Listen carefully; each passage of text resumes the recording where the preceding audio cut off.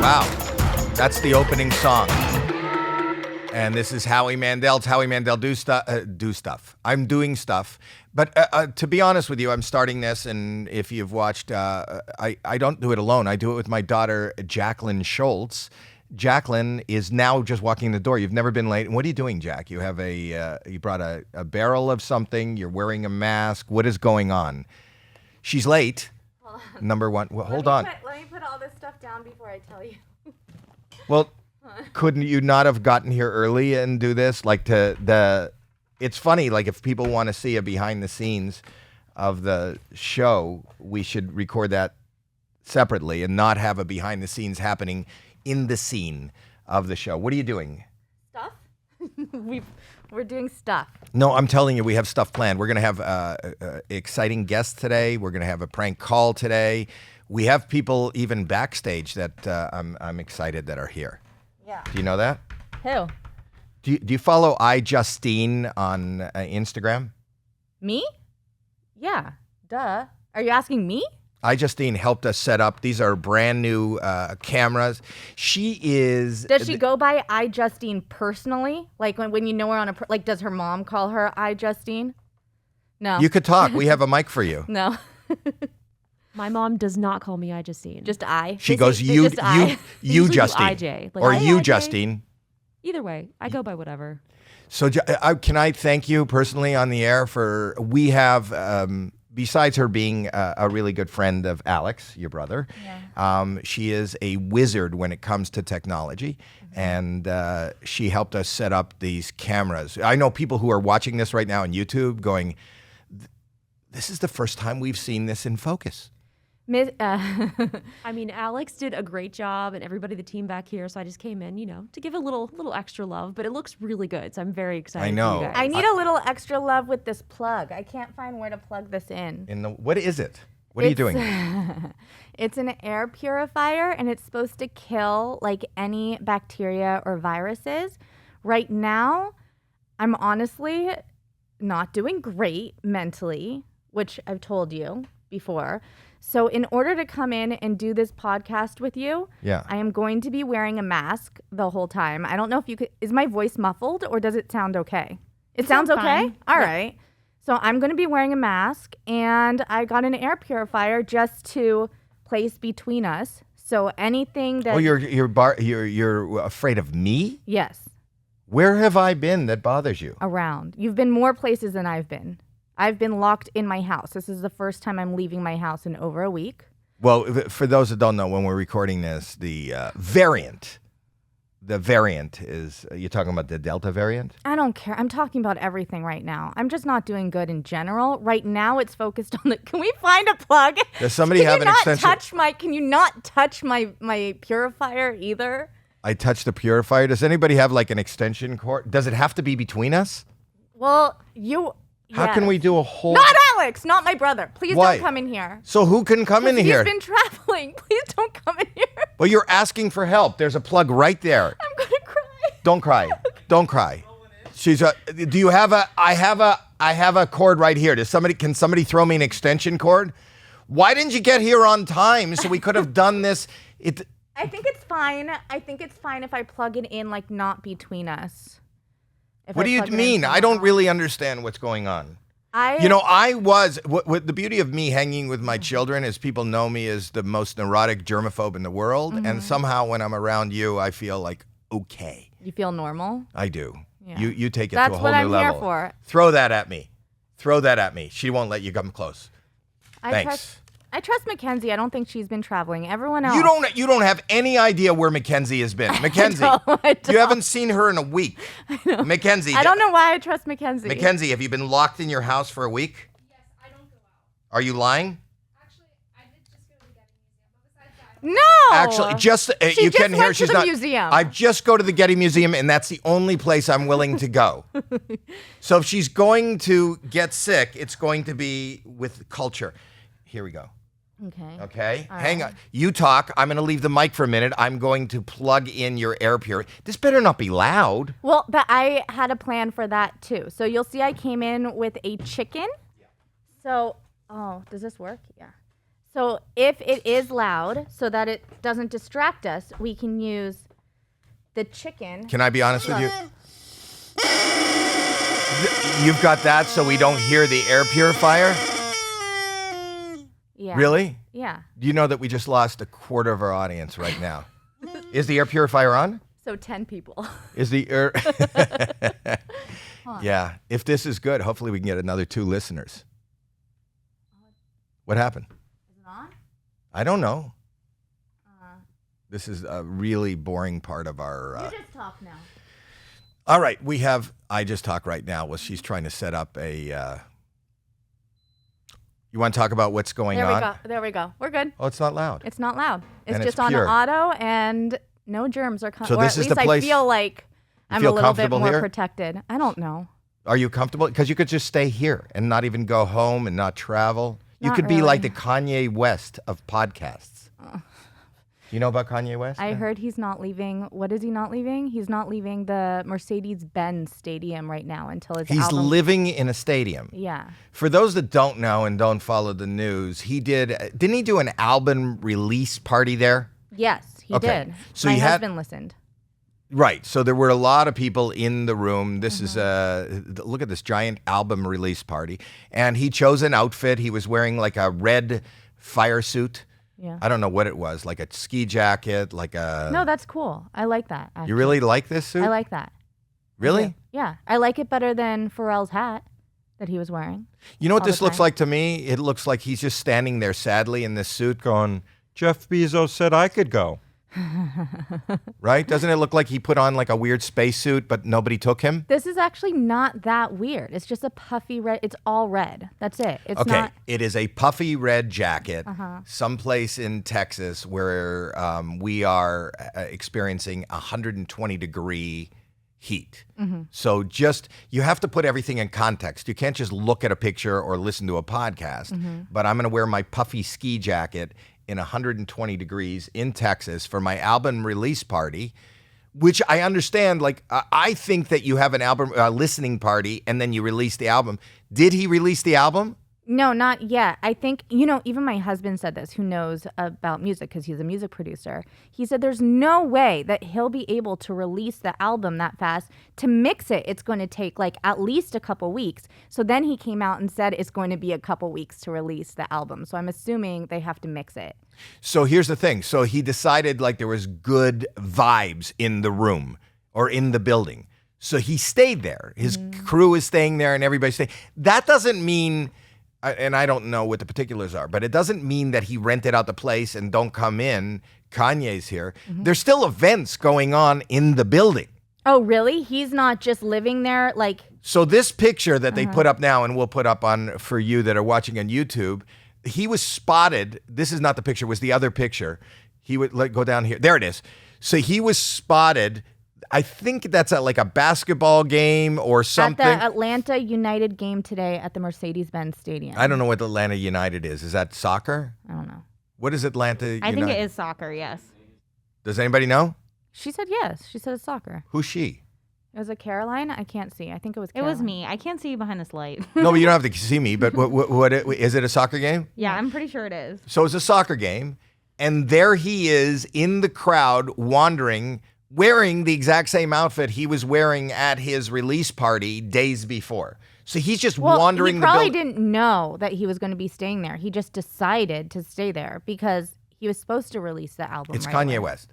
If you decide you're going to stay there, here are the options. If I was going to do something like that, and I promise you I'm not going to do anything like that, but if he was going to stay there, number one, I would say I'd rent out the place and say, and I don't know that I could afford to do this, and I'd say, okay, no other events. I need this place to do my work until I let you know, number one.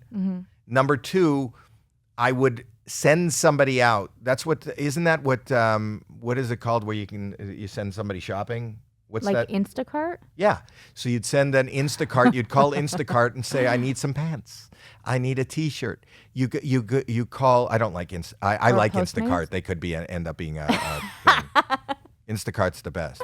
I'll tell you what annoyed me with my Instacart. I know I'm Instacart annoyed me when your shopper makes choices on your behalf. No, that's only if you're not paying attention to your phone. Because when they're shopping, you can pay attention to the app and they'll tell you like, oh, this is unavailable. Would you like this instead? And they send you pictures and stuff. You just have to be paying attention. You just have ADD, so... I didn't know. I'd like a half a dozen apples. There were no apples, but here's a pair of underpants. It was so random what they would do. But anyway, the point is that he probably has people. I know he has the funds to go get another 3 days later after his event, he's still in the building. There's a new event, and he's wandering through the crowd wearing the exact same thing. Okay, but... And I also see in our notes, too, that he even has a cook on site. So he doesn't have clothes, but he got a cook on site to cook for him and stuff. And then he's just in a dressing room, So again, see, he's got a cook. So he's getting the apples. Yeah. He just brought one pair of underpants. But I know that... They're calling it look, I'm looking at the article. He wore the same, it's called a puffer suit. Is that what it's called? I know a puffer jacket. Like a puffy jacket. Wow. No, it's a Yeezy jacket. Puffy has his own clothes. No, See what I did there? Yeah. I know. That was just a bad dad joke. But I don't know why you're surprised. What is that? That's the air from... So someone went to the listening... We see a picture right now, for those of you that are not watching. But we see a picture right now that they just put up of a bag of air, a Ziploc bag that someone brought to the listening party. They filled it up with air from the listening party, and supposedly it is selling online. And what's the price up to now? Yesterday you told me it was 10 grand. I think it's around 10 grand. I haven't checked today, but I'm sure it's higher. So they're selling it, and someone is willing to pay $10,000 for COVID air from a listening party. Okay, so here's what. If you're listening to this podcast right now, before the end of the podcast, we're going to capture some of this air. And let me just tell you, it's not only the air from the Howie Mandel Does Stuff podcast, but it's purified air. It's the cleanest air you'll ever get. There's never going to be, it's pure air from Howie Mandel and Jacqueline Schultz. We should start a bidding. We will, if you're interested, and go to any of our, where do they go to? Well, for merch? I don't know. We don't have merch. We just just want to have sell bags of air. One bag of air. That's our merch. Our merch for the Howie Mandel Does Stuff. One bag of air available, and it is apparently. Is this actually doing anything? Because there's nothing blowing out. It's on auto. I could turn up the fan, but it's on auto, so it automatically detects how much. So somebody is paying $10,000 for a bag of air right now. There's still a bit. By the time you're listening to this, it's probably sold, and it's probably sold for even more than the 10. But as we speak, the bid is at $10,000 for a Ziploc of air. First of all, you got to believe. You got to be. Can I just say an idiot? To believe that the air in the bag that you purchase is still the same air that was in that building. Because I don't. Ziploc is airtight, Dad. Nothing is escaping. Ziploc is really good. It's really good quality. I'm not knocking Ziploc. I'm knocking the idiot who Ziplocked the bag. I would imagine after Obviously a week. not. Obviously, he is not the idiot. He's about to get, or she is about to get $10,000. It says that the bid is up to $60,000 right now. So who is the idiot? Where is it? Where are you getting that from? I'm What reading, is it? Here, I'll show you. I'm reading it on Rolling Stone. Who wants to pay $60,000? What I would. And why is there only one bag? If you had this idea, why wouldn't you bring a whole bunch of Ziplocs and just sell? Or the fact that there's one is what it makes it. It's one of a kind. Oh, no, there's a couple. Oh, there it is. I think that if you go into the stadium now, go to the next event and capture the air because you're going to have the stench of Yeezy wearing the same thing for the last month. There's 90 bidders, by the way, so it's not just like a couple people that are interested in this. There's 90 people that are bidding against each other for this bag of air. And then once you get it, once you go, and I'm really excited, I got it for $62,000. I got a Ziploc bag of air from the listening. What do you do with that? You have it. And what do you do with that? You can hang it, probably. You can, like, put it in a shadow box and hang it. What's the difference between that and a Picasso? I'll let you answer that question. You're right. You're right. You're such an art aficionado. Oh, it's time for Solo Stove. I am always so excited to talk about Solo Stove because I have been loving my Solo Stove, and it's my kids' favorite too. We love just going outside, especially during the summertime, hanging out by the fire. It reminds me of like when I used to go camping, but this is like glamping because it's a Solo Stove. So it's not like that campfire where you get the smell all over you. It's smokeless, it's clean, it is amazing. Well, it's you feel like you're roughing it, but you're not roughing it. You're not roughing it. No. But I'm going camping. What do you mean I'm going? Well, I'm in the backyard with my Solo Stove. Yeah.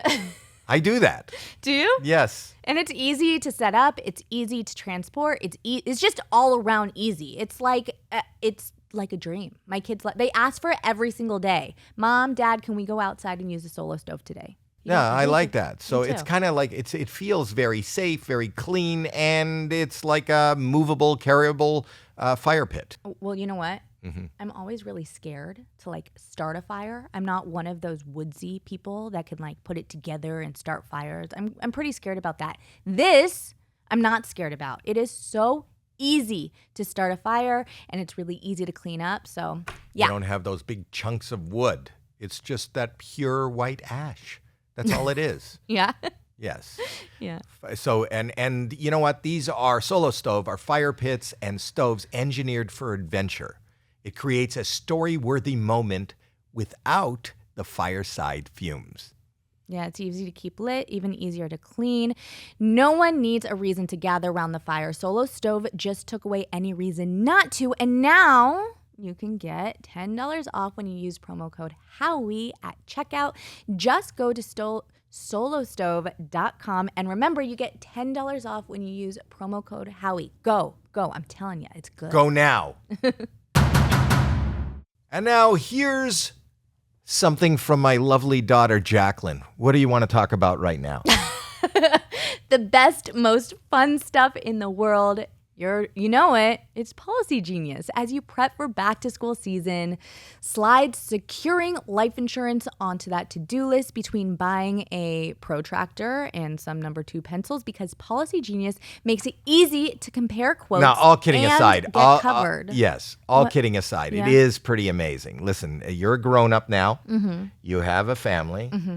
Insurance is important. No, it is. But how do you shop for insurance? This makes it simple where it compares all the offers out there and makes sure that you get the best deals for the coverage that you need. Which is really important. I mean, they don't teach you this stuff in school. They should. They should teach you about like insurance and that Yeah. important stuff, but they don't. So it's good to have Policy Genius And there for you. with this comparing, you could save up to 50% or more on life insurance by comparing quotes with Policy Genius. You could save $1,300 or more per year on life insurance by using Policy Genius.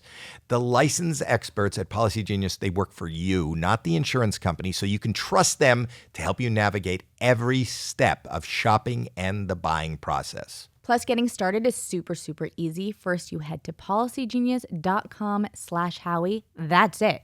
It's really simple. In just like minutes, you work out how much life insurance coverage you need and compare the personalized quotes to find your best price. So head to policygenius.com/Howie to get started right now. Policy Genius. When it comes to insurance, it's nice to get it right. And now back to the podcast. That's right. Let's ask Mackenzie. She just went to Getty's. Getty Center. Mackenzie, you've been to the Getty Museum. What is the difference between a bag of air collected at a Kanye West listening party or a Picasso? Tell us, for those of us that don't really know anything about art. Go ahead. Well, Picasso is art, and then No, hold on. Let her finish. She knows. Don't. Go ahead. Start again. I don't really know how to answer this. And also, like, I'm not a huge Kanye West fan, which I know is going to be problematic for a lot of people who are like listening to the podcast. But I don't know. I mean, I definitely wouldn't pay for a bag of air. No. What is the difference between a Picasso and a bag of air from Kanye West listening party? Just what is the difference? Caroline, don't explain the questions. What is art? I heard Caroline say. Mackenzie? Picasso's art, Kanye, I don't know. I mean, I feel uncomfortable. I don't know. I feel like they're both different types of art. Yeah, they can both be classified as art. Who's to say what is art? No, you were listening to his art, and that's the air in the No, room. if you want to take a bag filled with air and put it in a shadow box and hang it up on the wall, who's to say that is not art? Well, you're making art out of something that isn't art. Picasso painted that painting to be art. The air in that room, he's buying now something that is not in a shadow box, that is not on display. Okay, so here's the thing. Have you ever seen performance art? Yes. So what I saw a woman one time that put a ball of yarn in her vagina while she was on her period, and then would sit in a room and knit, like from that period ball of yarn, like that You was coming said out of her vagina. Mom And told you to never tell anybody Look that up. It's real. I'm why not making your it up. sweaters always smelled. Okay, but look it up. I'm not lying. You can look that up, and we can get back to Kanye in a second. Wait a minute. But I'm onto this. There's a woman with a ball of yarn. this is a long time ago. Yeah, you can look it up. There's videos of her too, and she knits, and she sat there for days, and people can go watch. This is it called an installation, whatever it's called. Anyways, this live performance art, and that was art. So who's to say a bag of air isn't art if knitting out of a ball of yarn from your I period don't see vagina. those on sale from your period vagina. That's A period vagina. no, it's a scarf, a pussy scarf. Pussy scarf. A pussy scarf. There is really a woman that she called it. It's There it real. is. There Oh it is. my gosh. Mm-hmm. Casey Jenkins vagina knitting. Woman shoves ball of wool up her vagina and knits. Now, for why a would she month. do that? For a month. Shoves a ball of wool up her vagina. And did people buy it? Yeah. I don't know. Vaginal knitter artist Casey Jenkins, and she sells it. And look at her fingers are covered in blood. Why? I wasn't lying. No, she only does this at the end of the month. I don't know. Your sweater will be ready in the last my week of. point is, who is to say why is this art and not a bag of air? I don't know if this is art. Is there any finished vagina knitter artist Casey Jenkins? Is there any finished product? Do we get to see any finished product? Have we seen a finished product? Is anybody wearing this? Is anybody buying it? I think it's to hang on your wall, like You I know, said. Mom says that she can't wear a sweater because wool is itchy. Mm-hmm. Can you imagine what this girl's going through? What? Does she have a cat? Yeah, I'd imagine this started because she was just trying to hide Hide. her yarn, and the cat kept, like, she just wants to knit in peace, and the cat kept coming and stealing her yarn. Oh my God. Yeah. That is crazy. We should have her on the show. We can. Caroline, let's book the vagina yarn, see if Casey Jenkins is busy. Okay, I'll get on that. Because right now it's the summer months. I would imagine she'll be hard to get a hold of like in February because everybody wants a hat then. You're right. Yes. Let's put how do you know about this woman? It was a Facebook story. I'm on social media a lot. I know, but I find this better than the bag of air. Yeah, Yeah. it can be. I mean, There she is. art is subjective, right? They only shoot her from a certain angle when she's knitting. I'm sure there's. You And can where go does in she do that? person. That was live performance art. You can go into the gallery and watch. There's other pictures of people standing around watching her. I remember at Art Basel a couple of years ago, Shia LaBeouf went into an art installation where the lady had a phone charger in her vagina, and you could go in and Plug it in. power up your phone from her vagina. It's a new meaning to cocksocket. Haven't you ever heard of a vagina called a cocksocket? No, and that's something you're sitting with your father. You don't say. I'm what- looking in the back. No one is even smiling at that comment. Does that- Look, Kyle gave me a thumbs up. Kyle. a thumbs up Yeah. for your cock socket. Yeah. No, Yeah. no, you don't talk. You don't bring that. We're talking art, and why are you deviating? Can I go back to Kanye for a second? Go Speaking ahead. of art, I'm surprised you even brought up Kanye, honestly.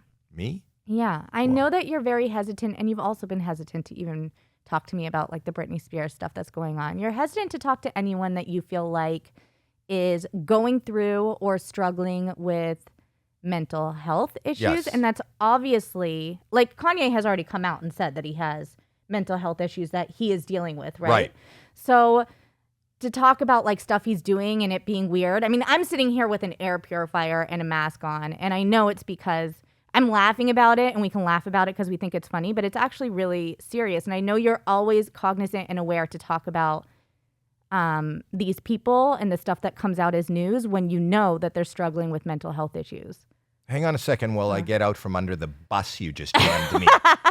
No, but I'm wondering, okay, so this puts me on a whole different path. I'm wondering why you do not focus on mental health more in our podcast. Like, why is that something that you don't talk about? That's like your platform. That's like your soapbox. That's what we were just on the cover of People for. And yet, like, we very rarely touch upon it or talk about it in this podcast. I think we do talk about it. I'm willing to talk about it. And listen, my heart and mind goes out to Kanye West, and I know he's struggled, and that was probably a good part of the reason why he's not married at the moment. And I think that his music is great, and I think that he's a genius, and he does struggle. But then sometimes when these things, I'm not making fun of it. No, I know. I'm saying when these things are happening in the public eye and being, it's just, you're right. You got me. Okay, you're up by one. I think I'm up by a couple right now with the art thing and this. You know who I want to have on the podcast too? Besides the woman who knits. Yeah, isn't the Alex, you told me that the woman who hosts Daddy Issues, that she now covers mostly mental health stuff too, right? I can't hear you. Yeah, she, in her description of her new thing, or when she announced that she was doing her new deal, she said that she wanted to push mental health issues and try to use her platform. What's her name? I believe it's Alexandra, right? That's the only thing you can remember, Alex? You don't know her last name? No, it's Alexandra Cooper. Well, that's interesting. I will always talk about mental health issues. I just know because since we did the People article, I have never had so many people in my DMs reaching out to me that also suffer, maybe not the same way or not the same thing, but also have mental health issues. And I just think it is such a broad topic that so many people relate to that people would be interested in it. Maybe not. I mean, you can let us know in the comments if you're watching on YouTube or when you rate and review us on Apple. That's her. Yeah, it says Sophia Franklin. That's not her name. Is that not her name? That's the old girl girl one. that was on it. Oh, okay. Yeah. Okay, Alex Cooper. Yeah. Alex Cooper. So She's Alex a pretty Cooper, girl. Pretty girl. If you want to come on our show. Yeah, we'll talk about mental health problems. But Or you made me anything feel else. bad Or about knitting out of your vagina with yarn. That's not the same person, is it? She No, doesn't but we knit. could talk about that too. She talks about also sexual stuff too and woman empowerment, which I believe knitting out of your vagina is considered women empowerment. Does that empower a woman that she can just pull a sweater out of her? I would feel empowered. Really? My vagina doesn't do cool stuff like that. Is that cool stuff? Well, I mean, it did create 2 human lives, so never mind. I take that I back. don't want to talk about that. Okay. I'm willing to talk about mental health, and I'm willing to talk about another person that I don't know that is knitting out of the vagina. I'm willing to talk about Alex Cooper. Mm-hmm. But getting back to what you so alarmingly pulled out of me is the fact that I don't want anybody to think that I'm making fun of Kanye. I don't think you are making fun of Kanye. I was just surprised you even brought it up because I'm saying I know that you are really hesitant to talk.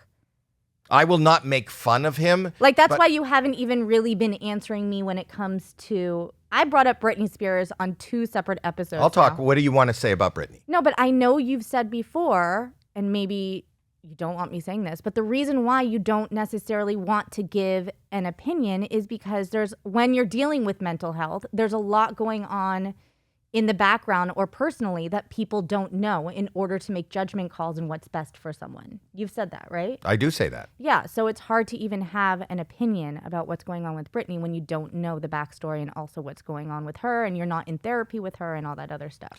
I do have an opinion, and the opinion is that we don't know.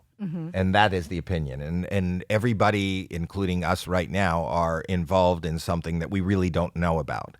But here's what I will say. The struggle is real. we and you and me go through it each and every day. I know Kanye's going through it each and every day.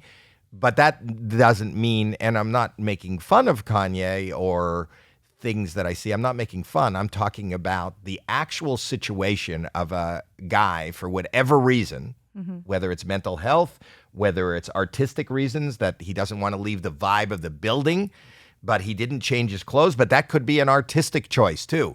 This is the fluffy jacket and pants that I wore for this album release, and I'm just right in the groove. And aside from being having mental health problems, I'm also, and this could be a mental health problem, I also believe in, I'm incredibly superstitious. So this could be superstition. That's what he wore. He thinks that event, from what I read, that event was huge. And did Alex, your husband, think it was good? He loved it. Yeah, He's been re-listening. I guess you could re-listen to it. I don't know. I didn't listen, but I don't listen to it. What I have heard about the album. He loves it. He thinks Kanye is a musical genius. I do too. Yeah. I do too. And what I did hear is I heard the reviews of the people that were listening and at the party that it was off the hook. It was just amazing. So maybe Kanye felt, let's take mental health aside. As an artist, he felt like, this is the spot. This is the spot. Everything went good here. I don't want to change my pants. I don't want to change my jacket. I don't want to change my location. I just have to stay here. There's an old adage, if it ain't broke, don't fix it. He's there.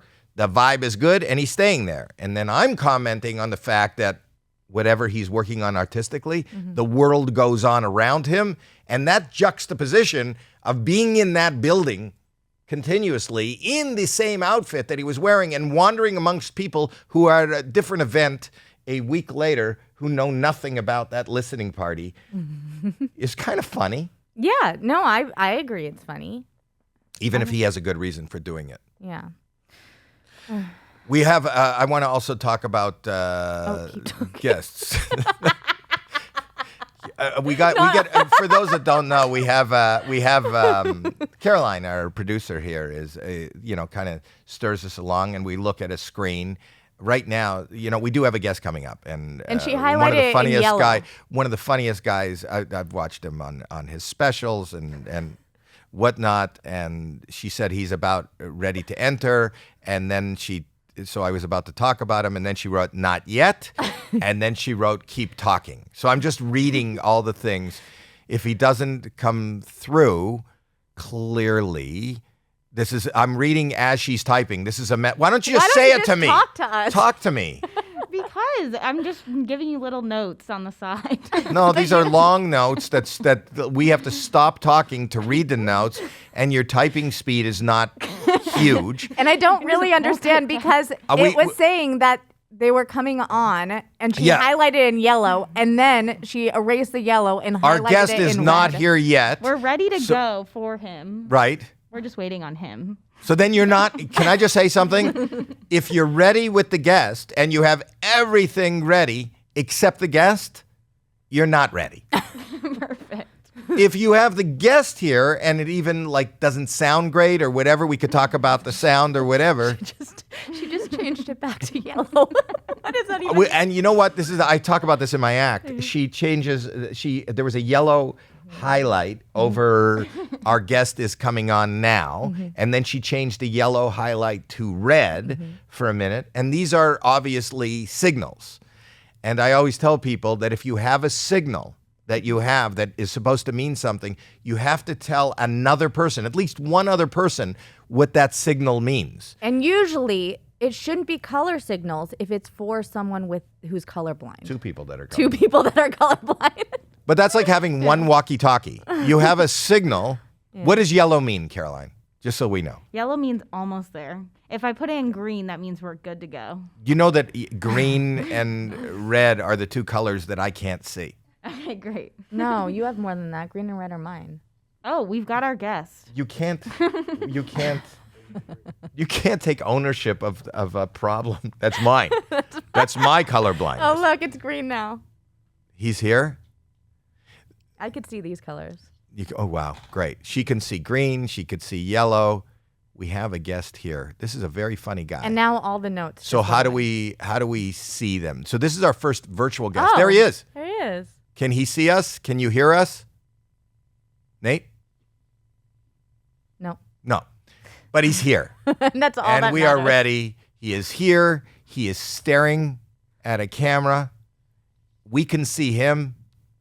You look great. But by this the is way. it. A lot of podcasts will have somebody on that they want to talk to. This is just somebody to look at. Sometimes I love Audible, and I'll tell you why. Because I love books, and at night I can't read because I want to. I don't want to put on my glasses. I want to just lie in bed, put in some earpods, and just listen to a good book until I doze off into dreamland. So that's what I do. I love it for a different reason. I am a busy, busy mom who is always on her feet. I'm running around, usually like cooking meals all the time, or cleaning dishes all the time, or doing laundry and folding all the time. Wow. So I can't You're really nothing like your mother.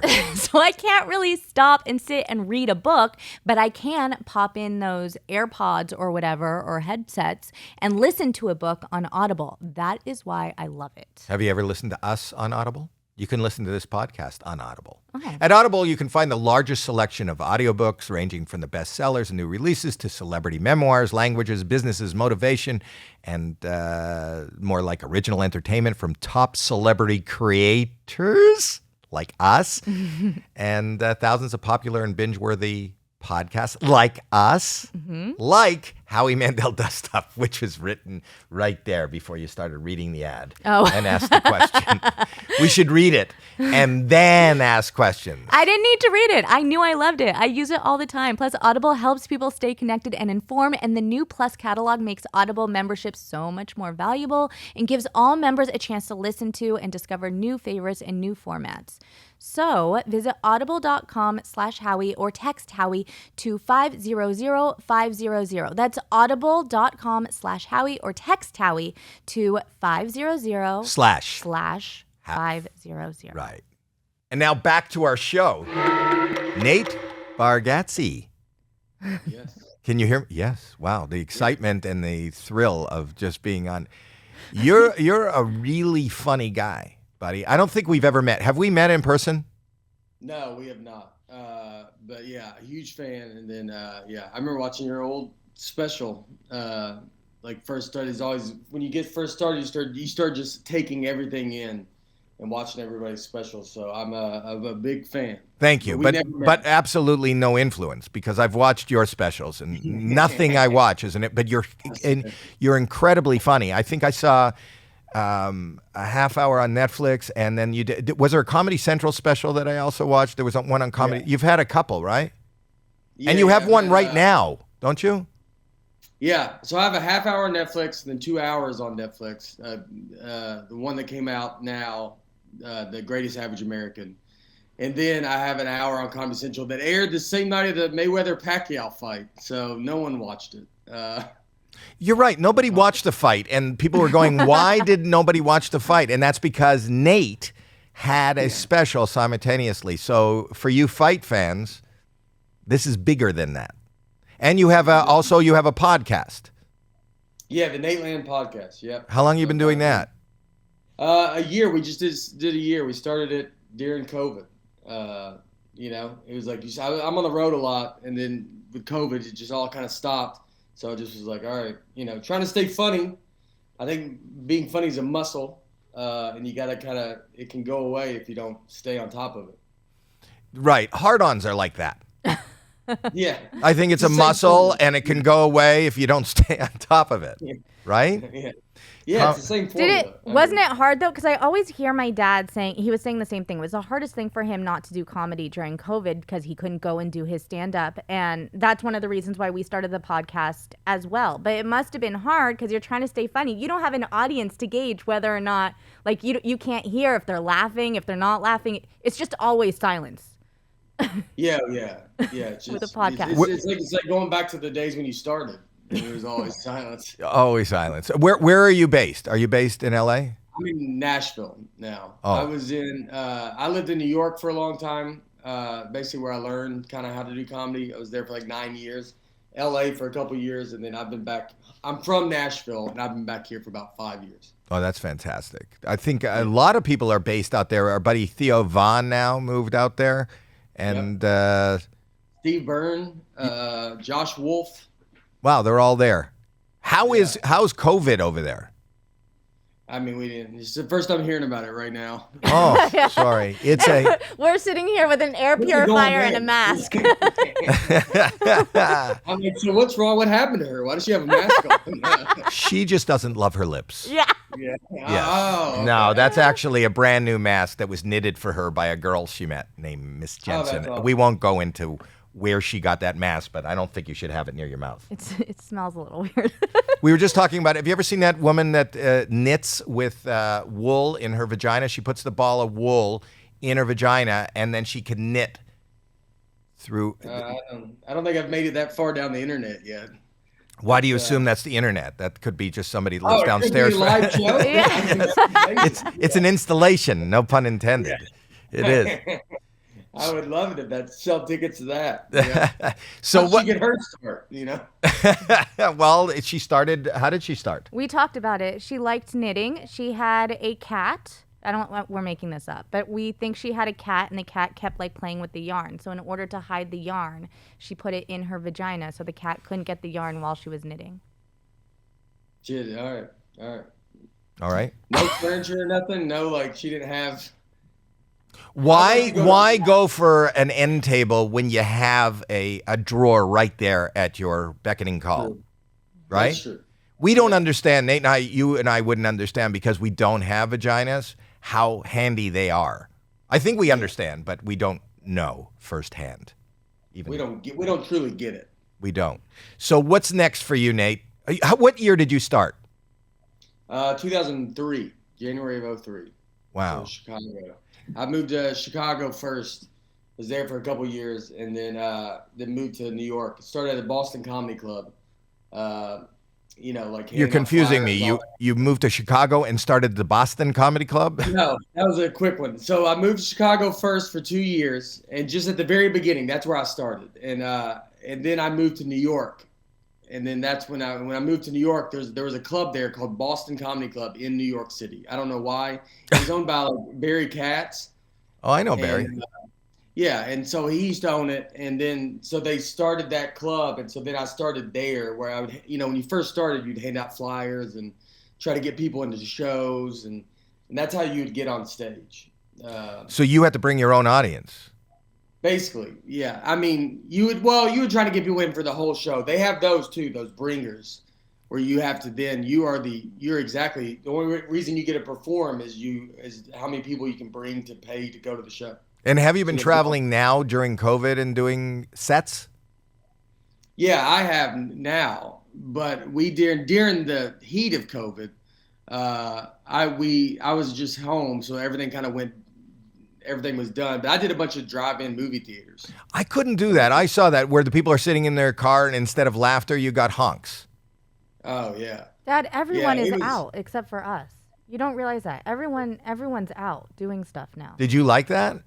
Performing in front of cars?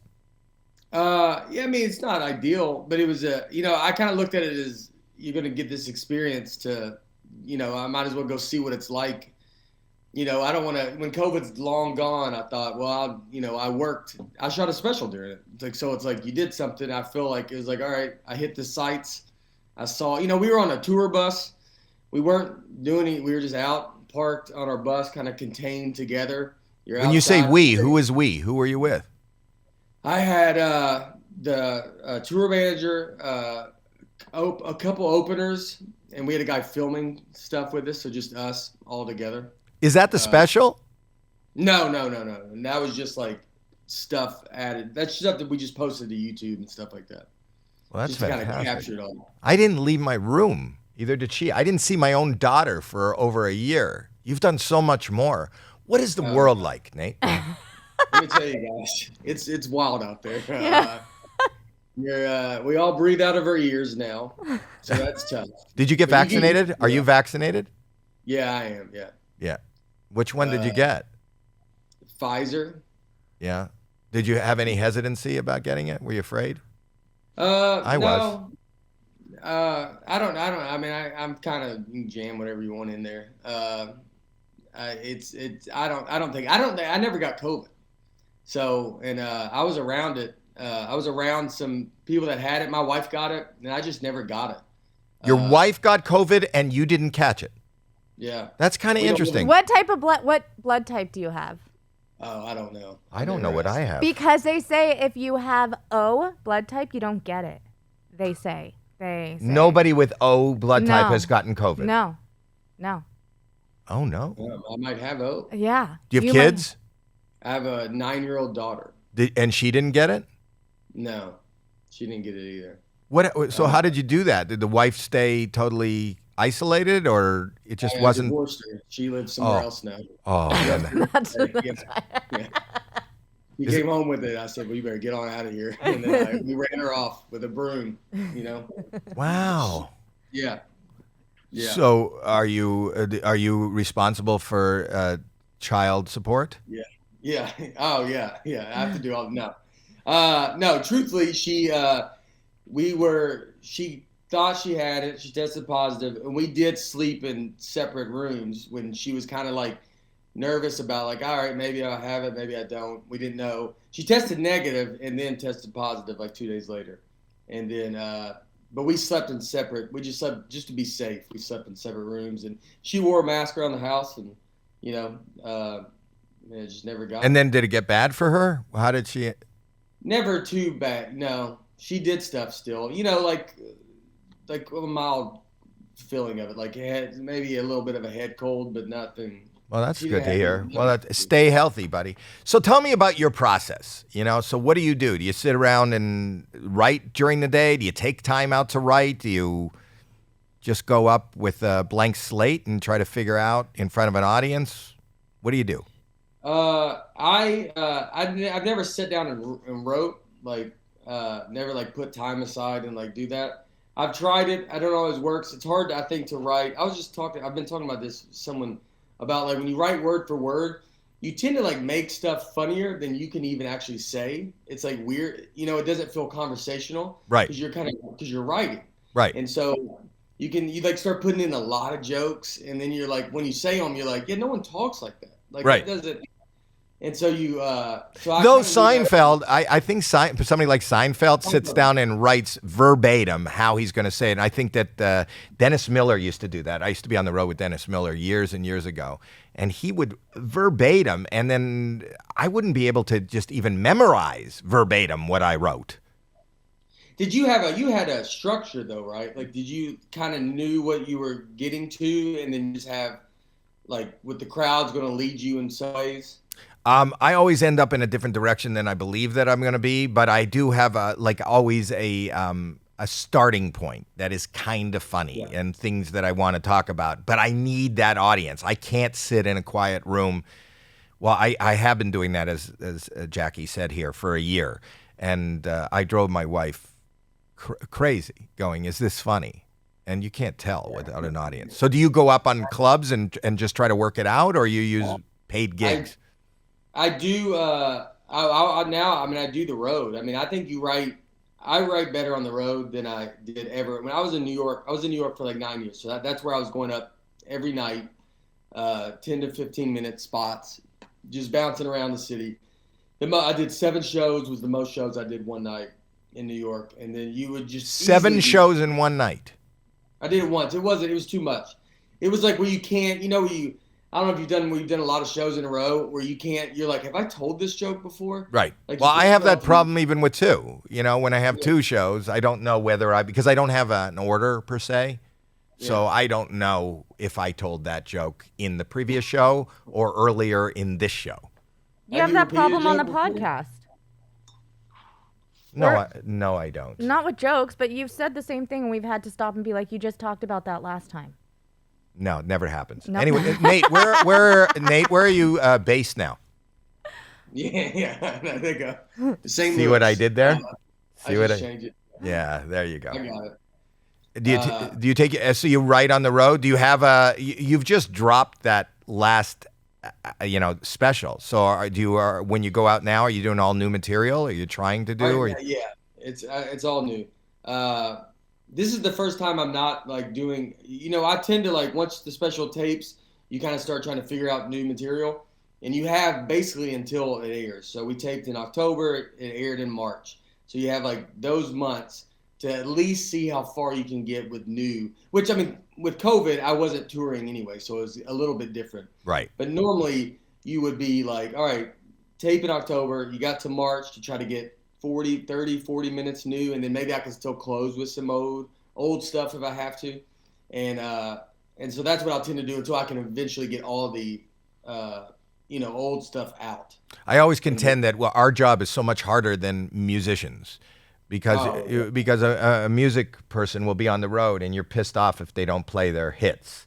And then the comedians will be on the road and they're pissed off if they hear the same joke, Heard that. It's insane. Can you imagine just playing one hit? You get one hit and you can just tour for the rest of your life. Well, not only that, I talk about the fact of even the writing. Even the writing is so different. What you can get away with as a music writer as opposed to a comedy writer. Like I talk about how even the Beatles, wrote Hey Jude, one of the best songs, but a big part of it, and it was written down, was na, na, na, na, na, na, na, na. That can't really be part of a routine.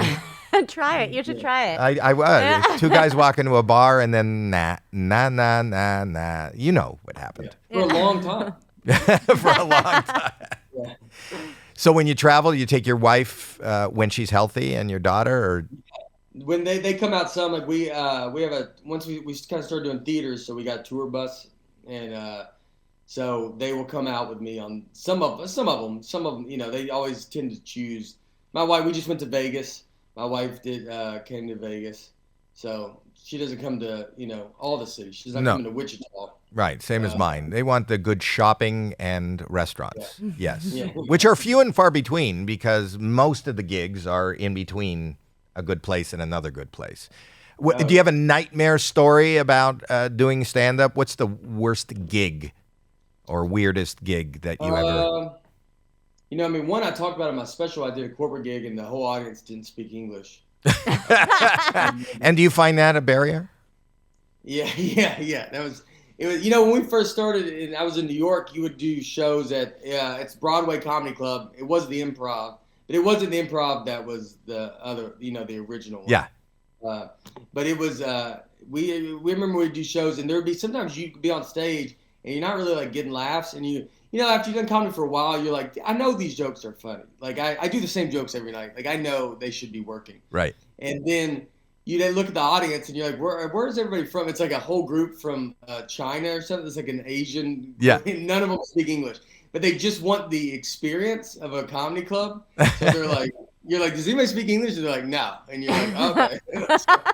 Well, I had that same thing with, when I was starting out my career, I was Diana Ross's opening act. And the room got sold out at Caesar's Palace, and the room got sold out to, I think it was Sony Japan or whatever. It was the full room. There wasn't one American in the room, and I was the opening act. And it was hellish. But you know what? Silence is golden. I know they say that, but it wasn't really golden for me. Until I went later. Did it what? They don't do that much anymore. Like that was a big thing, right? Where you would open for music acts. Yeah. Like Yeah, it was big. For me, that was kind of exciting. I had no act per se, and I did, do you remember the Merv Griffin show?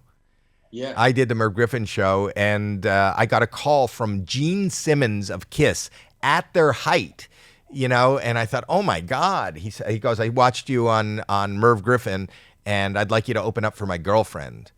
And I go, oh, okay. Who's your girlfriend? And at that time, he was living with Diana Ross, and that was his girlfriend. He hired me. And every night, the audience hated me. They didn't want to see me. They didn't come there to see. I was unknown. I was an idiot. The lights would go down. The crowd would roar. They go, ladies and gentlemen, Caesar's Palace is proud to present an evening of Diana Ross. And there'd be like this wall of sound. And if you listened really closely, or you were my mom, you could hear, but first, enjoy Howie Mandel. And I would just walk out to just disappointment, a room of disappointment. But you learn. It makes you stronger. You don't use that muscle. It goes away. That makes you so much stronger, like dealing with that silence. That's what I always thought with New York while we were so why I liked a lot of comics in New York, and I think New York produces a lot of great comics, is because you're performing regularly in front of 4 to 6 people. That's my favorite thing. I still do that now. So I've been writing, trying to prepare for a set that I got to do later on in a couple of months. And this is my first time out. And what I do is I'm just finding places where I'm comfortable to be, which is a lot more. I put up a lot more walls than most people. So the other night I performed. There was a little tiny room. There's Flappers Comedy Club here in town, but it's called the Yoo-Hoo Room. And it was a little room. I said, I want to do 2 sets in one night at least and not leave the building. So there were 7 people sitting in this Yoo-Hoo Room, which at capacity probably holds 40, but it wasn't capacity. It was like 6. But to me, those are my favorite moments because if I can get even a smile in that room, I know that it works. It becomes so much easier when you get in front of a big room. Yeah. It's probably not even good. It's just I've done that Yoo-Hoo room in front of. I mean, they're close too.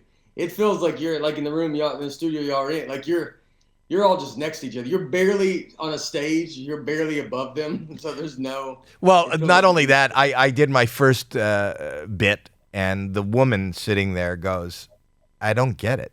I go, well, thank you. I don't usually get that kind of feedback from an audience. Like it just could go over somebody's head, but usually silently. But then I spent the next 10 minutes explaining, and she went, "Oh, that's funny." So I knew, I knew it was, like, I never did that again, but it is, you've played that room? I played that room, yeah. I remember so there's a room in New York called the Village Lantern. It was kind of by the Comedy Cellar, kind of right, McDougal area. And they had a room like that. And so when you would start shows, when you're first starting, you would just say you basically would trick 2 people to go down there and sit, or 4. And then you'd be like, all right, someone's got to go on stage so these people don't leave. And let's try to get more people down there. You're just trying to create a show. Right. And sometimes I would go on. One time there's these 2 couples sitting in the front row. So I go up and I'm just, and I have just this energy the whole time. And so I'm just sitting there trying to talk to them. And then the 2 girls just stand up and take a picture with me. I mean, it's as if we're in a wax museum. Like, there's just 0 respect. No one knows me. It's not like they're doing it because I'm famous. They're doing it just like, I don't know, this is good for my Instagram. Yeah. And so they just sit there and they just took a picture and they sat back down. And I mean, no one really talked about it. No one, the bathroom, if you had to go, people would have to walk behind you on stage to go to the bathroom. I had that when I started out. There was a club in Montreal on Crescent Street before there was even a Yuck Yucks there. I started at a club named Yuck Yucks in Toronto, and they had the bathroom behind. So when I would, and I'd get scared. I didn't know that at the beginning. So I'd be doing my act, and then somebody would start walking toward me, and now they're stepping on the stage, and I'd go, fuck, what is going on? And then he'd walk past me. And then they told me, I didn't know the bathroom was behind me. And then I'd be doing it. And then right on the punchline, you could hear the flush. But we as comedians have worked in like weird, only comedians get asked to be in these predicaments that are just unbelievable, but they give us great stories, don't they? Oh, yeah. I mean, I remember opening for my buddy, a comic, Kurt Metzger, very funny comic. And a long time ago in New York, and it was a house party for like New Year's Eve when we drove out there, and it's just like it's in this dude's their living room, and their kids are just running by you. It's almost like they didn't really say like, hey, we're doing a proper show. Like everybody thinks comedy is going to fit everywhere. Like they think, yeah, just get a comedian, and you're like, in half the time you're like, this is not going to go good. And so you go up. And I mean, you don't even know I'm doing comedy. If you walked in the party, it would take you a minute to realize the show is even happening. And then Kurt goes up and he just starts, and he does good because he just starts trashing them. That's what they wanted. Like half the times they just want you to come in and roast them or something. I got asked once, I was already on TV. I was already in a show called St. Elsewhere, and I got a call through the Comedy Store. And they said, would you do a house party? And I said, I really don't want to do a house party. And then they called me back about a half hour later, and they said, there's got to be a price that you would do a house party for. And I said, yeah, there is a price. And I gave them this crazy figure. They called me back a half hour later. They said, okay. I said, really? And then I got scared. So I said, well, it's got to be all cash now before I go. And they call me back a half hour later and they go, somebody just dropped off the cash. So I go over there and I go, okay. And then it was like Saturday night up in Benedict Canyon. And here in LA, you know, we have all these winding little canyons that go up into the dark. And I said to my wife, I'm doing a house party. Do you want to go? She goes, no. So I drove up myself. And as I'm driving, I'm getting scared. Like, this is some fucking, I'm going to get kidnapped. This is weird. And when I got up into the dark, up into the canyon, there was a scantily clad woman waving me down, like it looked like somebody who was a victim of something, like somebody had taken part of her clothing away. And she said, are you Howie Mandel? And I go, yeah. She goes, okay, here's the party. I'll take your car. Go through the hedges. They don't know you're here. You're a surprise. So I get out of the car. It's already weird. I climb through these hedges, and you could hear maybe 15 people, like not a big crowd, but 15 people having a party in the house. Some other girl, scantily clad girl, leads me into a bathroom. And I'm standing, and they go, you be here until somebody goes, ladies and gentlemen, Howie Mandel. And I'm standing there. And at this time in my career, I used a lot of props. So I'm taking out my props and my little toys, and I'm standing in the toilet, and I hear in the other, and then finally I hear, ladies and gentlemen, Howie Mandel. And I walk through the door, and there's 10 people in this house. Maybe 6 guys and 4 women. Nobody has a stitch of clothing on. They are sucking and fucking, and they're in weird positions and everything. And I just look, and I thought, I'm being pranked. And I look, and some guy who's being blown is going, go, start. And I go, start. He goes, your act. So now I go, hey, everybody, and I'm standing there while everybody is sucking and fucking, and there's fluid being sprayed everywhere. And I do like 15 minutes, and I go, good night. I go back to the bathroom, and I leave. And it was this guy's bachelor party. Here's what happened. A week later, I'm walking in a mall, and some lady comes up to me and goes, are you Howie Mandel? And he said, yeah. And she goes, oh, my husband says you performed at so-and-so's bachelor party last night, or last week. You were the entertainment. And I look behind her, and about 100 yards behind her, he's going, don't say anything. Don't say anything. And I was just hired so that these people can go back and tell their wives when they go, what was the show? Oh, we had Howie Mandel, you know, and I was just cover up. I'm a cover. But that was like the weirdest show. I got a couple of standing ovations, but not from people. Yeah, besides that, yeah. That's like a show that you want to go. You're like, well, just tell me that, and let me take the money and don't make me go. Like, you know, I'll go along. Right. Like, I'll show, you know, like, just give me a heads up. No pun intended. Yeah. Yes.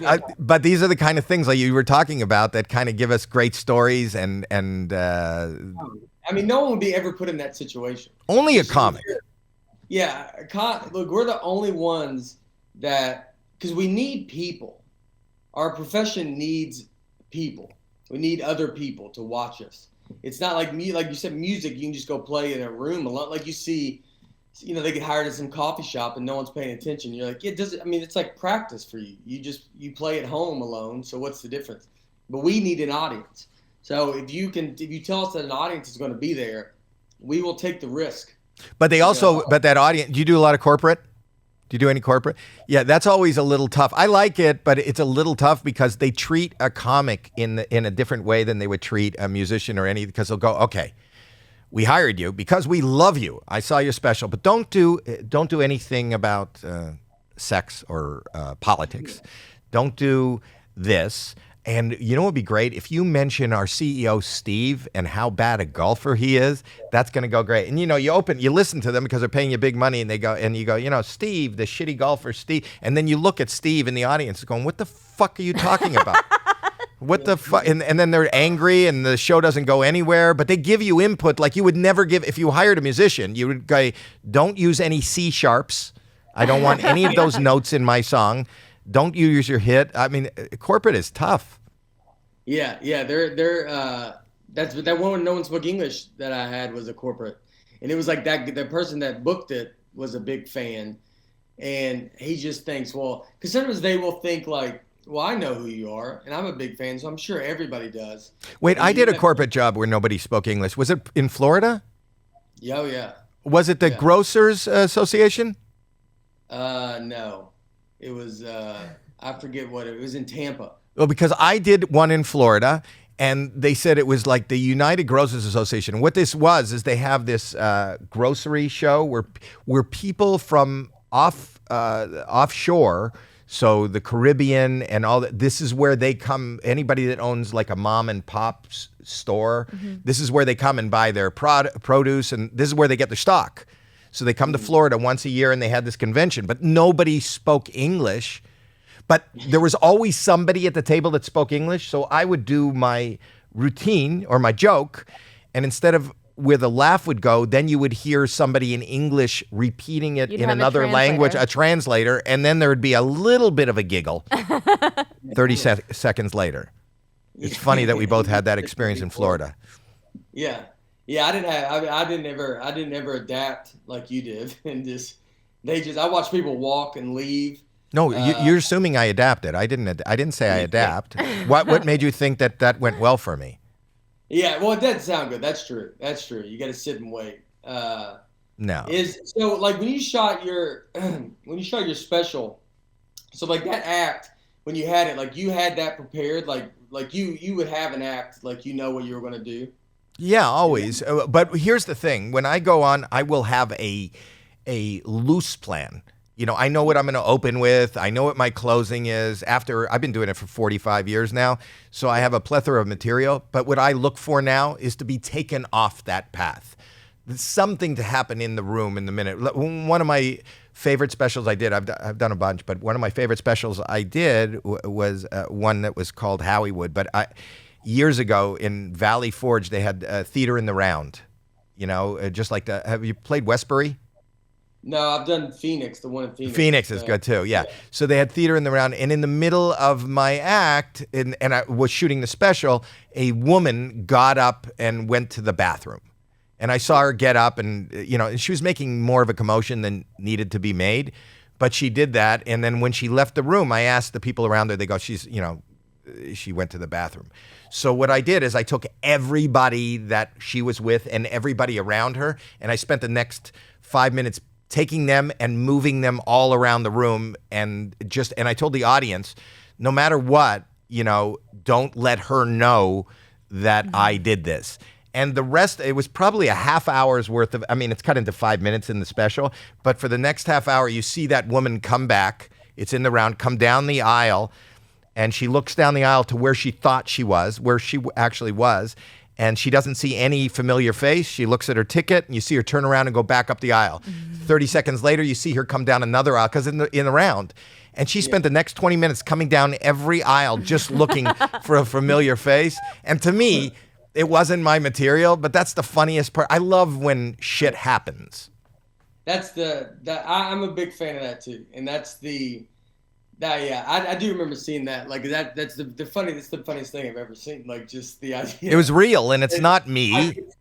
That's my favorite. Like I talk about some pranks, like on my special. Like I don't like pranks if I'm like on the spot. Like if I have to like lie to you and talk. But I like setting something up, and then if I can walk away and just know that it's happening. Like on my so you don't want to be in the room when the shit hits the fan. I don't know. But you would like to turn on the fan and take the shit and walk out. Yes. I like to know that it's about to happen. So my buddy Nick Novicki, I show him in my special. He's a little person, and we started together, and we started in New York together. He's been out in LA for a long time now, and so he's very gullible, and he believes. And I talk about it in my special. Like he just believes anything. And I've just lied to him forever. Like in the special, I talk about like we're at a coffee shop in LA, and there's some guy had a big husky dog, and he was like, he just asked me, he's like, "You think that's a wolf?" And I was like, "Yes, I do." And then I know that he will then go he'll talk to anybody. So he's like, I'm gonna go ask him. Like, yeah, dude, absolutely. And then he just goes over and asks this guy who had just a regular dog. Right. Not a wolf. You can't have a wolf at a coffee shop. So like there's stuff like that on the. How do you know that rule? Huh? How do you know that rule? That you can't have a wolf in a coffee shop? Yeah. I just assume it feels like you can. Okay. I have no idea if it's a state law. It might be state by state. You're Who right. knows? But he's like, in the special, I told him I didn't know who Nancy Kerrigan and Tanya Harding were. We got it on the bus. Right. And we had footage of it because I had the buddy filming, and we show it in the special because we show what I liked about it was we showed. I told him on my special that I know who they are. I had him convinced for a month that I've never heard of Nancy Kerrigan and Tanya Harding, and he was blown. Like he's like, how do you not know who that's? And then anybody that we would come to, I would just say, hey, this seems crazy, but if some reason Nancy Kerrigan and Tanya Harding get brought up, you've never heard of them. And so I'd have to get out first ahead of them just to kind of just be like, just if it brought up, just be like, I don't really know, I don't follow sports, whatever. Just say. Right. And then I told him on the special that of course I know who they are. For years, not only you but everybody you were in contact with didn't know. So you got him to believe he was the only person that really was up on this whole Nancy Kerrigan thing. He thought it was crazy. How could nobody know? He's telling me, he goes, I was like, there's a 30 for 30. I go, they should do a 30 for 30 on it. He's like, they did. They did do that. He's like, there's a movie. And I'm like, dude, no one's heard of him. It's because it's a 90s reference. I'm like, no one even remembers the 90s, dude. Like, what are you talking about? That's brilliant. Did you know that while you were doing it, that it was something that you were going to let percolate till you did it on a special?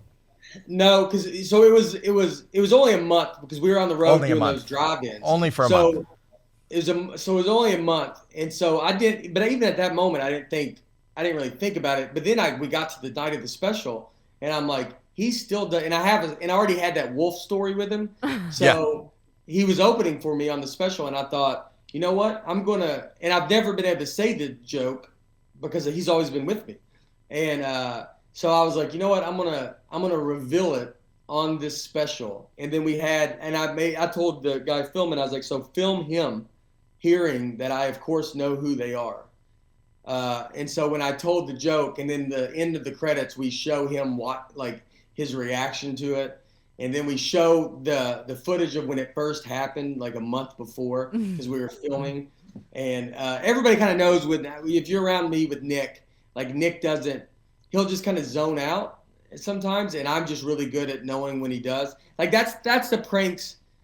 I mean, if I can catch you kind of zoning out, then I'll just go with something.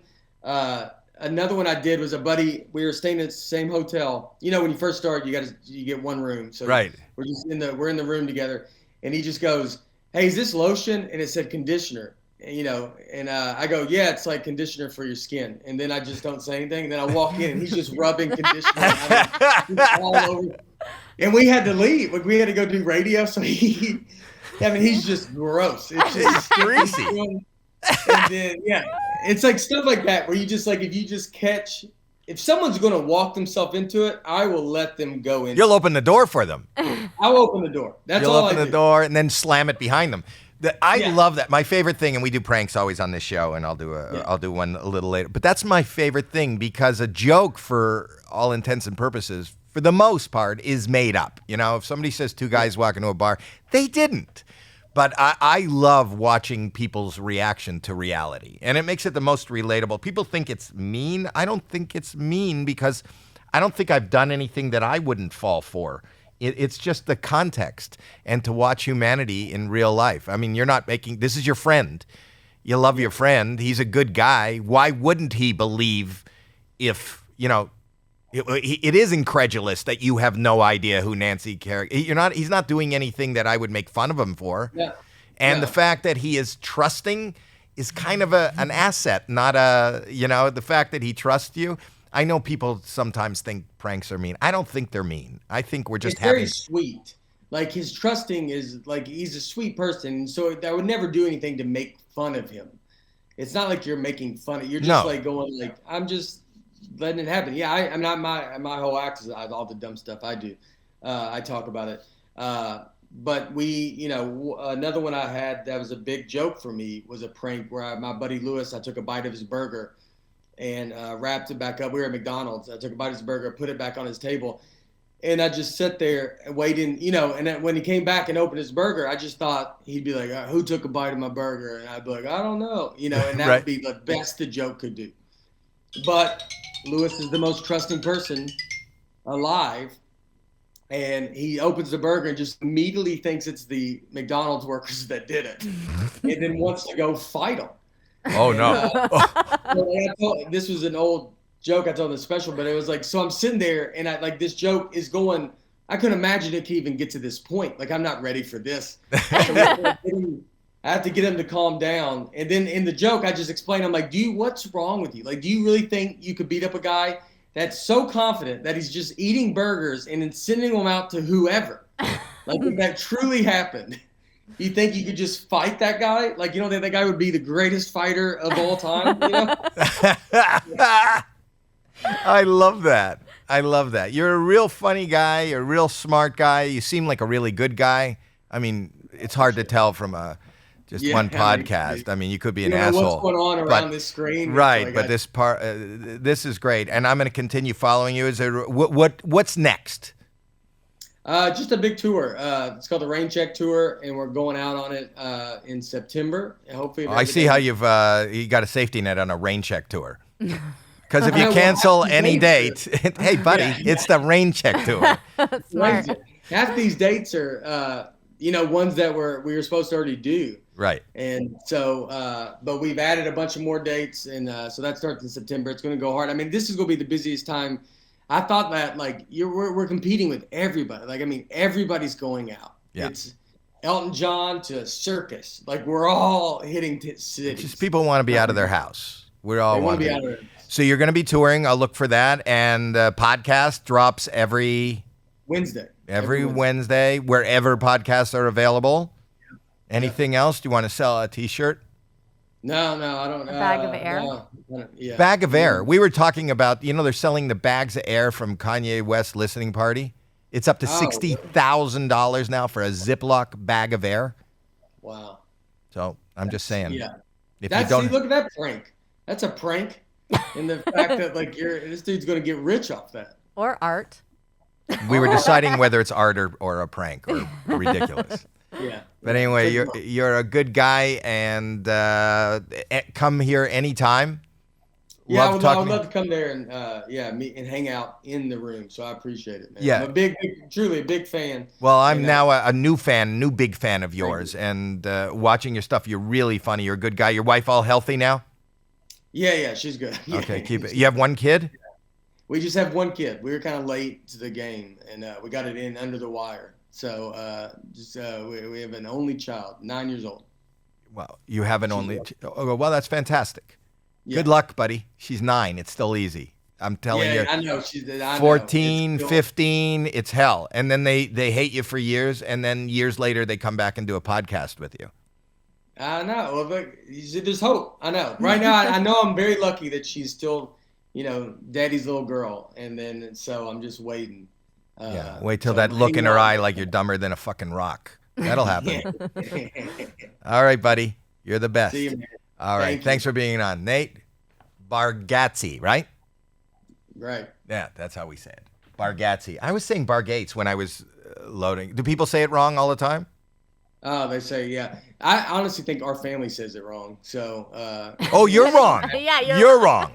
I bet I'm wrong. I bet it's Bargatze because it's Italian, and then our southern accent has just changed it to Bargatze, and so I don't even, Well, you really cleared that up.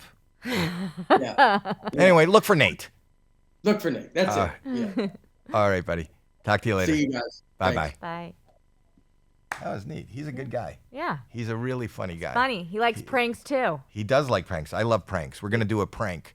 We'll come back and do a prank right after this. What? We're back. I was on the phone with my wife. What? Go ahead. What's pelvic floor therapy? If you want to My wife called and during the break, and I was talking to her, and I don't know what you're referring to. Go ahead. What are you referring to? That we can prank call someone, and there's someone out there that does physical therapy that specializes in pelvic floor therapy. And Feminine physical therapy, pelvic floor therapy. Femina? What? Femina. Feminine. Femina. Pelvic floor is the thing that Riley told us about, where they do the massage from the inside of a woman's vagina. That's my son Alex, ladies and gentlemen, who is very familiar with pelvic floor therapy. Alex, you've always, whenever there is a pelvic floor therapy question in our family, who did we always turn to? Alex. But isn't that the same thing as like a yoni egg?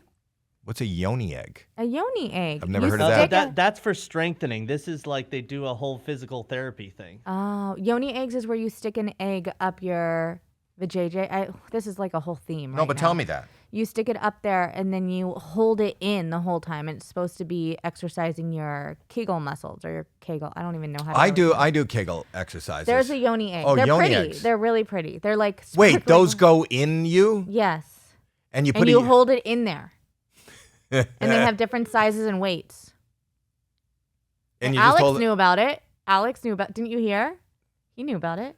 Rose quartz yoni egg, and there's a list of love, self-love, compassion, forgiveness, romance, intimacy, and unconditional love. That all comes from holding They're this. made of different crystals, and crystals have different properties. And so not only are you strengthening your muscles, which is really important, you're also getting the properties from the crystals.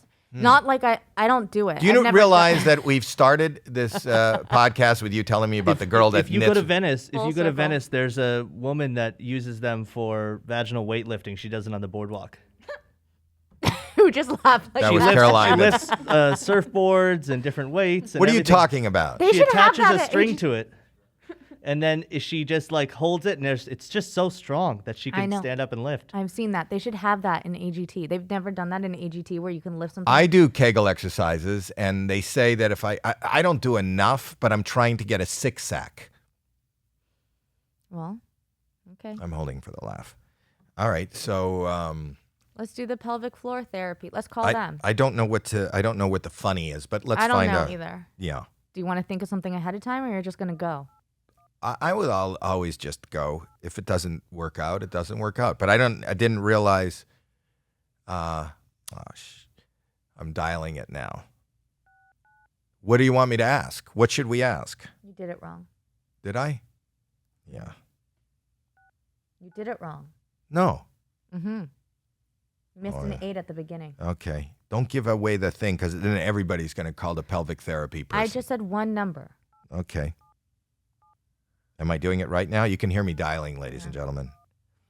So this is, yeah. All right. Here we go. I think I should just call as myself. Okay. Well, I won't say my name. Physical therapy. Yeah. Is this? Yes. All right. So I'm interested in the. Do you do any of the pelvic floor therapy? We do. All right. What time can I come in? So would you be a new patient? I would like to be an older patient in my mid 60s, probably. I am. I'm 65. Gotcha. Okay. Okay.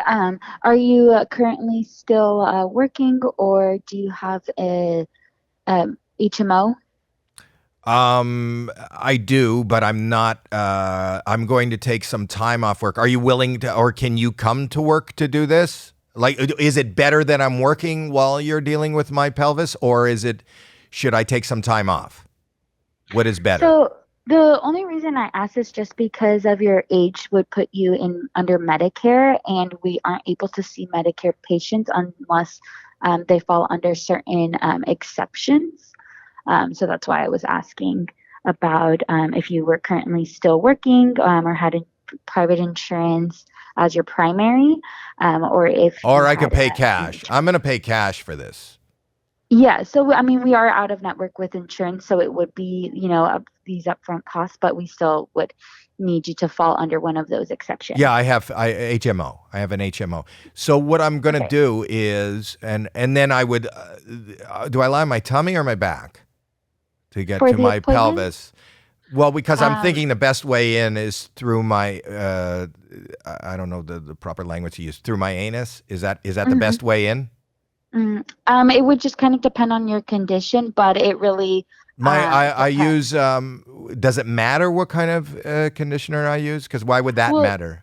Because for some people, they do lie on their back. Some people do lie on their stomach. Like I said, it would really just kind of depend. I wouldn't be able to tell you really many specifics because I'm not. But would they physically in the put room. the finger? Would they put? Is it? I don't know who I'm talking to, but would you put your finger in my anus and then decide, or would the decision be made before the finger was in there? It would be made beforehand, yeah. But All right. I just But do don't I know come which in way. with? So just walk me through this. Yeah, so the way that what I can help you with starting, is set up your appointment. It would be a 90-minute evaluation. So And in then that 90 minutes, how long would there be a finger in my anus? I wouldn't be able to tell you for sure. If I'll there hang was on. gonna Will you be- check? Yes. Hang on. Actually, I think it would be best maybe if one of our PTs spoke to you instead, because they would be able to answer your Oh, yeah. questions I would more like to talk to the person specifically. that's going to put the finger in my anus, please. I'll hang on. Yes. Thank you.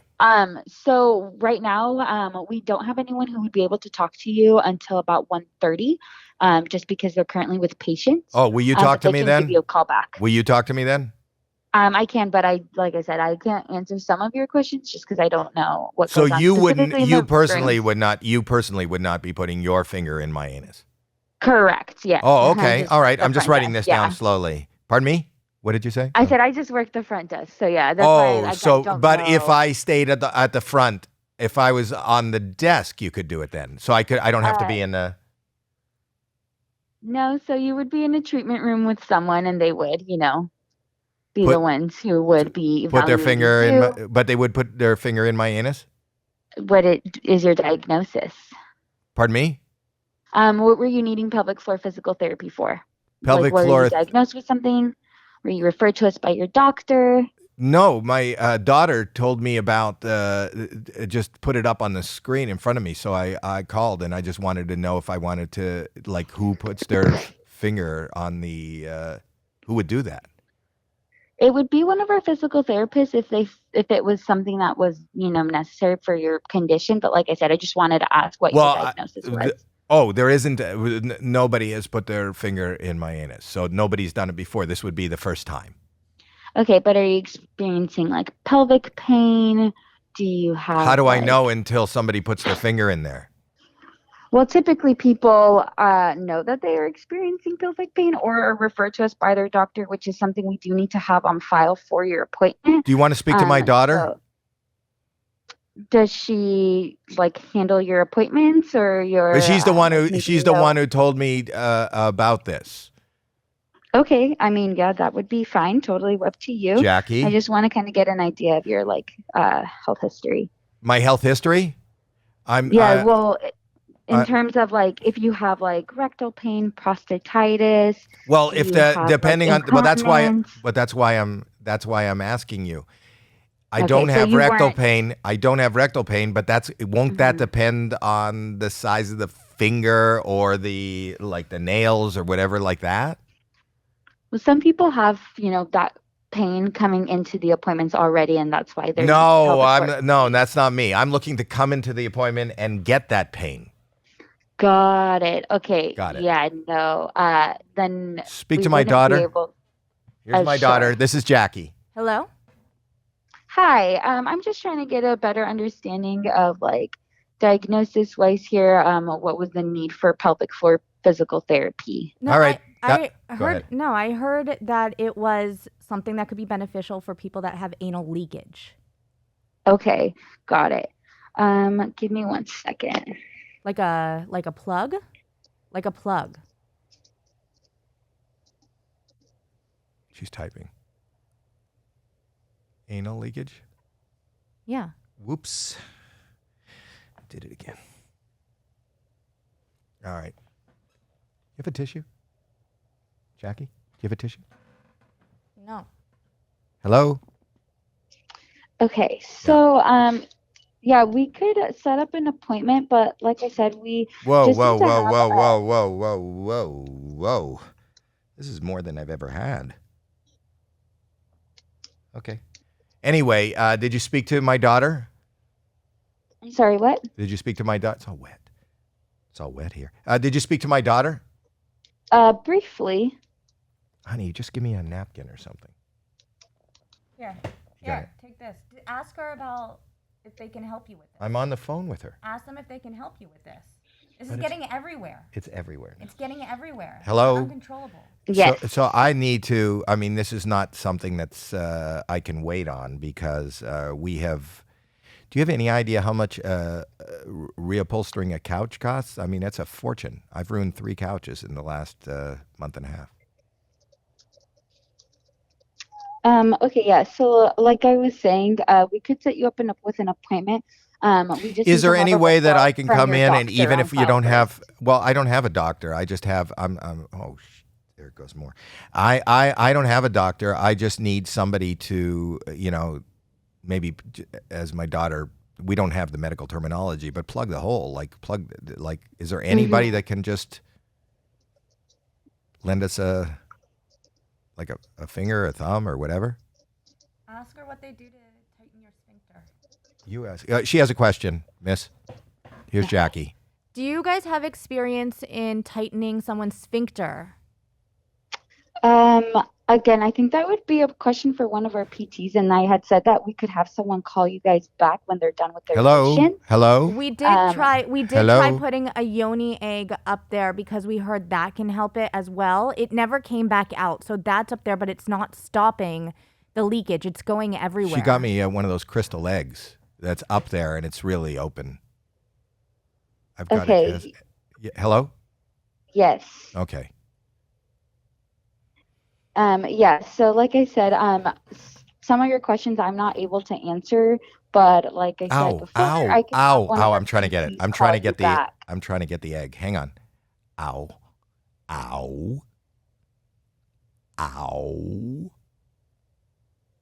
Hang on.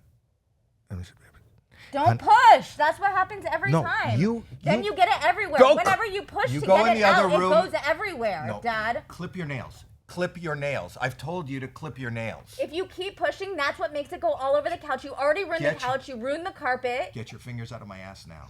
Get your fingers out of my ass and leave. I'm going to handle this myself. Okay. Hello? What is a good time? Yeah, what's a good time? So we can have someone call you back in maybe around 30 minutes. I just like I said, they're with patients right now, so it would just be when they have some time in between. Can you just Could I talk us get a through this callback because number? can you just help me right now with this? What would you suggest? Do you have should I put pressure on it or what should I do? I can't give you that kind of advice because I am not a medical professional. Like I said, I just handle the administration stuff. So I can have someone call you back if you want to leave a callback number. Have you ever got a paper cut? Yes. Me too. Those are really painful, aren't they? Mm-hmm. So do you want to leave a callback number? I'm not really in a place where I could take a number because we are at. I'll be honest with you. We're out in public now, so we're at the mall. So I don't want to when we're using the public phone here at the mall. Mm-hmm. So I don't want to wait here and then get a call or have somebody pick it up. I'm actually embarrassed, to be honest with you. Okay. Well, is there another form of communication that we could try, like an email address? What would be the discoloration in my poo? What is that? I again would not be able to answer that question because I'll have my daughter come on and describe it to you. Hang on one second. Here she That's is. okay. Jackie, I wouldn't be able to answer that question because I'm not a medical do you wanna- professional. But can I just tell you so we can get a second opinion? Because it's just me, and I'm not a medical professional either. It's like this greenish color, but not like a normal green. It's like a neon almost, like really, really, really bright. Hello? So I would just say go see a doctor because like I said, I don't know really how to. I heard. don't Do you have think any it could be questions because about of the healing crystal properties of the crystal that's stuck up there? Like I just want maybe it's like. Oh my God. The girl over at Claire's is staring at me now. The girl at Claire's is staring at me now. Miss. Can we just stop? Can we just stop by so that you guys No, can we're take a gonna look, stop by. even This if is a someone's not medical problem. available? This is a Maybe you medical can take a problem. look and give us some advice. I don't care. Then get Yeah, I somebody to wouldn't clean be it up. able to do that. I didn't make this puddle. I mean, we don't have any other options right now. We're at the mall. My daughter There's a is mess. making me to get a Everyone's pelvic. staring. If we can just come by and then you can just like let us know what to do, that would You be know the what? best. I'll be at Femina. I'll be Yeah, I wouldn't be able to help you because I wouldn't know No, but we don't know either. how to advise you. What do you So, think like about- I said, you should Can we just probably go if I, see wait? a I know she said we're doctor coming who would right be over, able but to help Miss, you. Miss, let me just say something. I heard my daughter saying that she was going to come right over. We're not coming right over because I have not eaten lunch, and we're going to stop at the food court, and then we'll go over. So we'll be there after lunch. We'll be there after lunch. Do you want us to pick you up anything? They have Sbarro here, and they have Chick-fil-A, and they have. Is there anything that we can bring for you? No. Any drink or anything? I wouldn't come in. No. I mean, I don't raise my kids to show up someplace empty-handed, so that's it. Ooh, just spilling again out of the back there. I'm going to head over to the food court. We'll see you in a couple of minutes. We're coming in. Get napkins. What's your name? So we'll ask for you. What's your name? Can you use a different name for this? No, because that is my given name, so I cannot. Can I call you Marla? No, I would prefer you call me by my given name. Okay. But I'm just going to do what I do. Marla, we're going to be there in about 20 minutes. I'm going to stop and get a slice of pizza and a drink. I'm willing to get you something. But Marla, you just say it, and that'll be what I'll bring you. What do you want, Marla? My name is and I do not want anything, but like I said, you should probably Oh, I'm not go going to see a charge you. doctor. I'm not going to charge you, Marla. It's yours. I wasn't thinking about that, but okay. No, we'll bring it for free. I'm going to bring you. No, that's okay. I don't need anything. They have Rice Krispie treats. No, thank you. Oh, my God. What is this? All this fluid. It's green. It's a light green. All right. See you soon. Okay, have a good one. You too. Bye. Bye. Anyway, that was Marla. And I think that's. Let's go get lunch. Let's go get lunch.